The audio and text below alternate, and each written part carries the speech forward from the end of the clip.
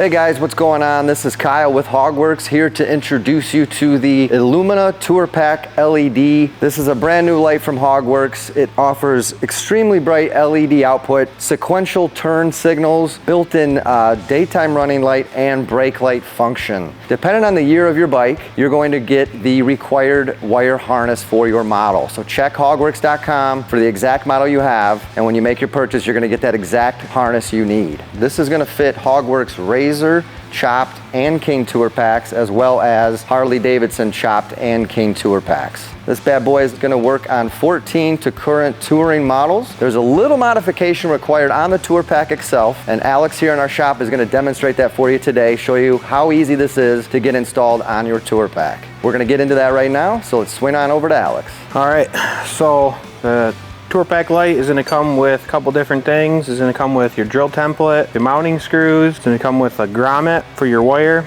It'll come with the wire light itself, and then depending on if you have a 24 and newer model, it's going to come with a 12-pin harness, and if you are 24 and later, it's going to come with a 6-pin harness. So a couple tools you'll need for the job is going to be Phillips bit. You'll need a 3/4 drill bit, a 5/8 drill bit, a 7/32 drill bit. If you don't have a 3/4 or a 5/8 drill bit, you can always use a unibit like this. You know, it's got the little hashtags on it so you can see which size is which hole. So yeah, we'll go ahead and get the template on there. You'll need a scale or measuring tape to mark the center point of the Tour Pack. The first thing we want to do is find the center of the back of the Tour Pack so that we can set our drill template on it. The drill template has this little notch right here, and that is the center. And there'll be these little double-sided sticky guys on here, so you just peel the solid piece off so that you have that part sticky. You'll want to try and find the center. So what I'm looking for here is, since nothing's really straight on this, what I'm looking for is basically where this corner comes down and makes this bend and starts going straight again. So right there, about 20 inches, and then over here on the same thing, you can see where this starts going, where it stops the bend and starts gonna make it kind of straight there. So you want it right about there, and 20 inches, so then half of that is gonna be 10 inches, so that's gonna be your center. And then you can always reference the 2 mounting holes of your Tour Pack as well. So this 10 inches at an eyeball should fall between these 2 mounting holes. I just use a permanent marker to mark the center. We're just gonna make a small mark. Once you put the light on there, you're never gonna see it anyways. So we wanna make our mark at 10. So again, just below the flange here, I'm gonna go ahead and make a mark right there at 10 inches. And that center notch in the template, we wanna put it just where that V is, just below that ridge, that lip of the Tour Pack there. And we'll stick the center on first, and then we'll just kind of make sure we got even spacing between the template and the lip around the side here. You want to try and get it as flat as you can, and just kind of give it a look-see. Make sure that it looks good. We'll go ahead and just make sure again that we got our center mark, we got even distance spacing between the template and the lip of the Tour Pack, all the way around the edge. Make sure it's sitting flat on the Tour Pack. You don't want this thing to be bulged out at all.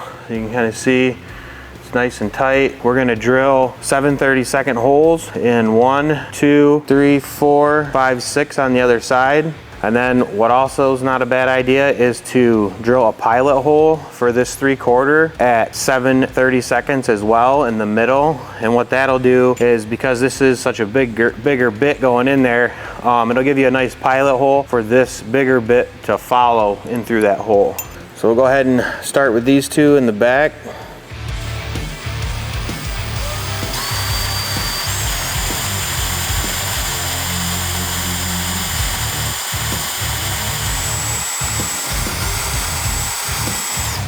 When you're drilling these, just keep in mind you're drilling in plastic, so you don't have to push real hard.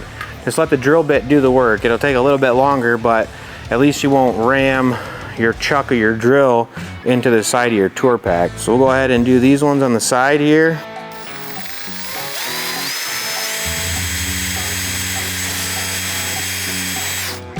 And I mean, per preference, you can do it with the lid open or closed. This side is a little easier to do with the lid closed. Okay, so we got the 6 done. We're gonna do a pilot hole for that 3/4 right here in the middle of this one.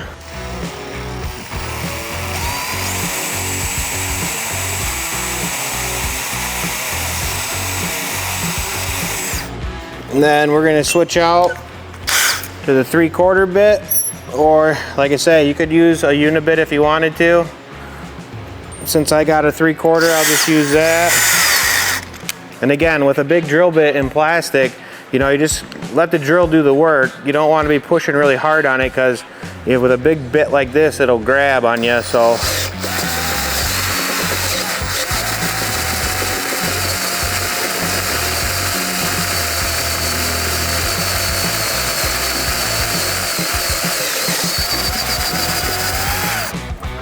all right, so the last hole we need to drill is one on the front of the tour pack, and that's going to be for our wire to exit the tour pack and hook up to the harness underneath the seat. So we'll do this one with the lid up just so you can see it a little easier. So on the inside where you want to drill your 5/8 is just right about here in between this high spot and this high spot. You can kind of see on the tour pack here, even on the OEM tour packs, got the same thing. You want to drill it, you know, about an inch above the bottom right here, and I'm going to drill it from the outside in. The harness is actually going to run from this hole down along, kind of in between here and here, along this slot. It's going to take a bend, go through this slot, and go through your hole and exit the pack on the front side here. And so again, you can see the 2 spots here that you want to drill in between, here and here, and then about an inch up.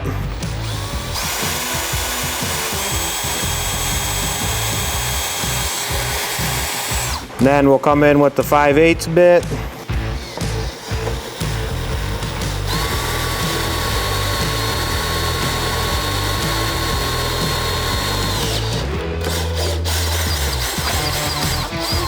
Take the drill template off. This is called a chamfer tool. If you drill a lot of holes and stuff, they're nice to have. So I call this a chamfer tool. This is also a chamfer tool. Some people call it a burr whip. And all it does is kind of cleans the burr off of the plastic. If you have something like this, honestly, I've used bigger size drill bits and just with your hand and just kind of go back and forth. And you're just trying to kind of clean this burr up.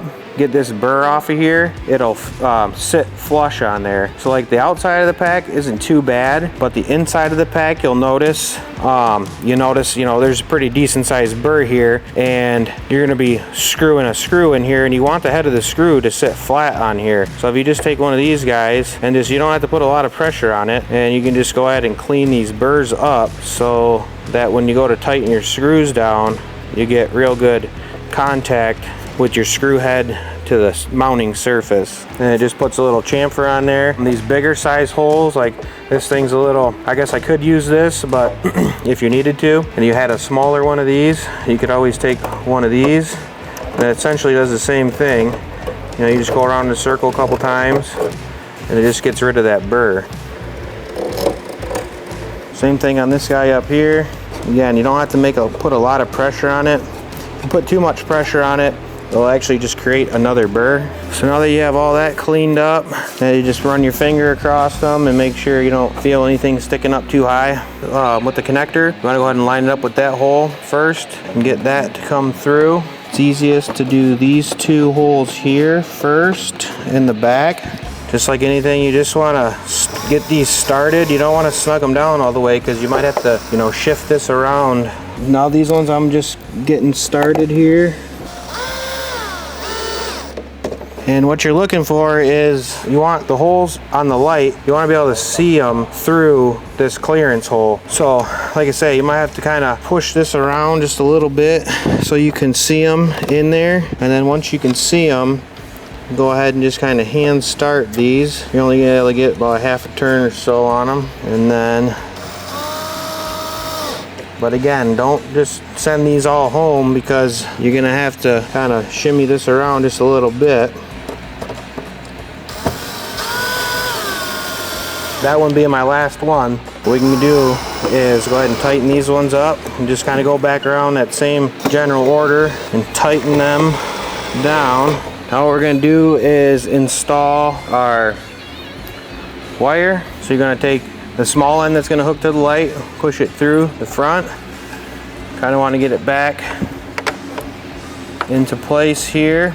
On this there's a little notch. You want to line the notch up with the notch on the connection, which this is straight down. So you want to have this little notch straight down so it fits right inside there. And then go ahead and tighten the collar with your fingers. And again, we'll run our wire like this. Now to close off the front, what you do is this is a little split grommet. So it splits in two. You want to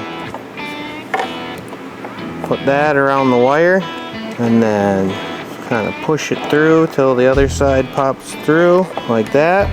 And then from here, you're ready to hook it up underneath your seat. Go ahead and take our seat off.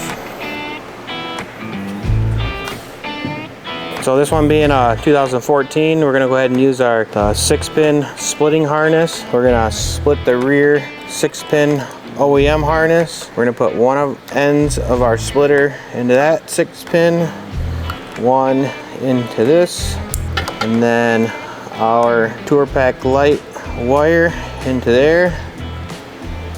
And you can kind of tuck this in a little bit here and put your seat back on. All right, and go ahead and turn the bike on and double check your lights. You got running, you got brake, you got right turn, left turn, and hazards.